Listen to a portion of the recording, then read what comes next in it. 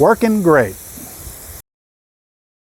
If you need to fix this, you are in the right place. It's an easy job. I'll show you everything you need and how to do it. Let's get started. A leaky garden hose can be a huge annoyance on top of the normal everyday annoyances that we all have to deal with. But usually your leak is going to originate in one of two places, either the female end or the male end of the hose. I never quite understood why they called them male and female, but we'll leave that for another video. Okay, so let's run through what you're going to need. Number one, you're going to need your broken hose, but don't worry, we're going to fix your hose. Number two, you're going to need to get a hose repair kit.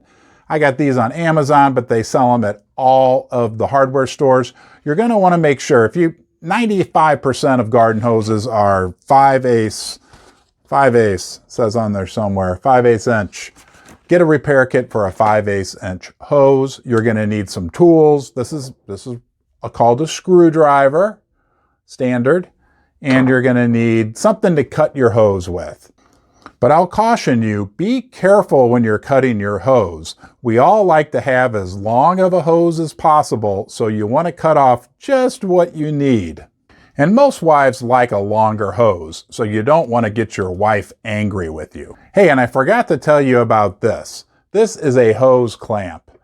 You'll put that around your hose and clamp it down after the repair. But I'll caution you, don't tighten the clamp too tight. You don't want to injure your hose. I think that's it. Let's head outside and fix this hose. Okay, so here's our culprit, the male end of our hose. As you can see, I've used plumber's tape to try to fix it from leaking, but when you plug it in to a sprinkle head or anything like that, it just leaks and leaks. So let's fix this. All right, guys, so the first thing we're gonna have to do is cut the end of the hose off. I'm cutting off the male end, like I described earlier. And remember, a lot of housewives prefer a little bit longer hose, so don't cut too much of your hose off. I'm going to try this saw and see how it works. Seems to be working pretty well.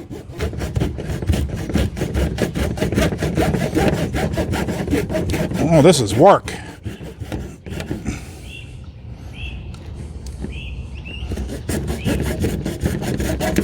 There we go. All right. Well, we got kind of a straight cut, but we're going to go ahead and move on to the next step. Now, this is key. When you're using a hose clamp, you want to put that on before you put your fitting on. So I'm going to slide that down the hose. Next, I'm going to take my male end, insert it, push it down as far as I can, and then here you can see the hose clamp position just below the new male end, and I'm going to tighten it with the screwdriver. Now remember, like I said, you don't want to tighten it too tight or it might hurt your hose. Well, there you have it, folks, a fixed hose. Now let's try it out and see if it works. As you can see, no leak at the new male end. Now this is leaking, but that has nothing to do with the end of the hose. Working great. Really a pretty easy job. Now, I used a saw to cut my hose. That obviously was overkill. You can use a razor knife, or you could use even a serrated steak knife. Just be careful when you're using a knife.